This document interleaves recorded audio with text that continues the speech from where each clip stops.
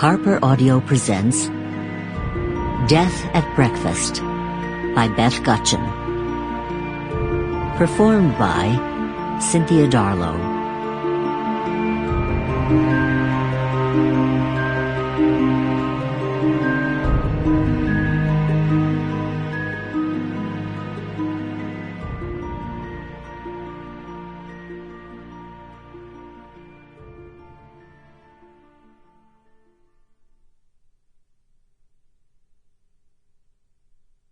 Day 1, Sunday, October 6.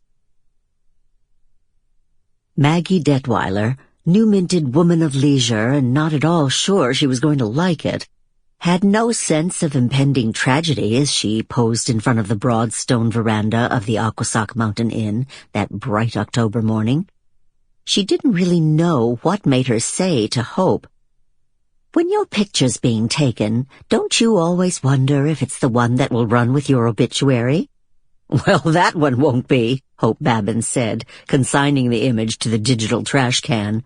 "Hold still and smile, will you?" Maggie did. "And no, of course I don't. What a strange woman you are."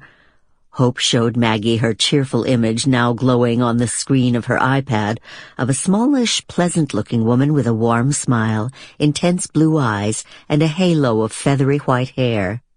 "Oh, am I? I think it's much better to keep in mind that it's waiting for all of us than to have it come as a surprise," said Maggie. For Maggie, it was probably something to do with retirement, which already was not at all the way she had once pictured it. To begin with, in the time it took you to get to Bergen, Maine, you could have flown to London. When her husband was alive, they had dreamed of retiring to a bedsit in the West End. But in this first unstructured autumn of the rest of her life, she had instead taken a train to Boston to meet her friend Hope, who had recently left New York for a beantown suburb.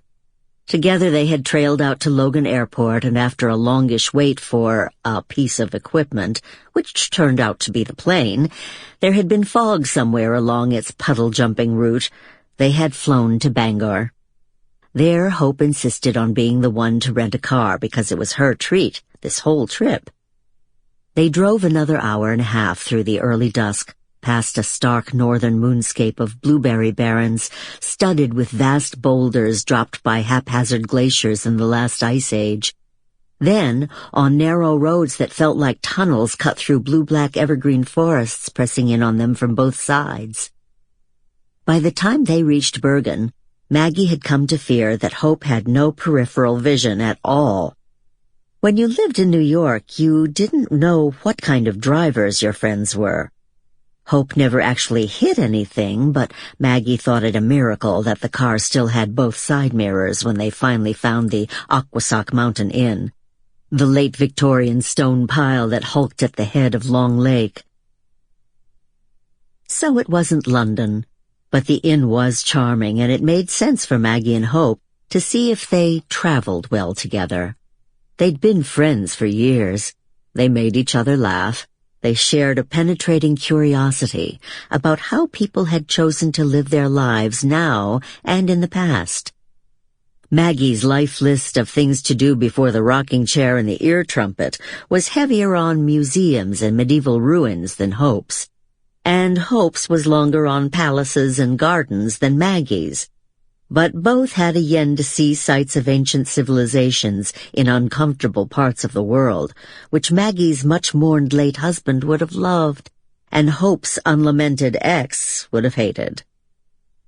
Hope could afford to travel in far grander style than Maggie, thanks to having years earlier caught the father of her children, a hedge fund monster, in an extremely compromising position with the children's nanny. Indeed, a position worthy of the Kama Sutra. The husband did not wish the details of their ensuing divorce aired in the New York scandal rags, let alone the Wall Street Journal, so he had made a generous settlement with Hope on the condition that she never talk about it. And she never had, which was... Sample complete. Ready to continue?